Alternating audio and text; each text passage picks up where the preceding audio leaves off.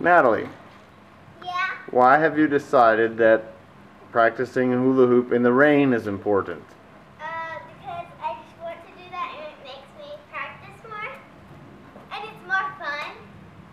Oh. Daddy, can you give me my pants now?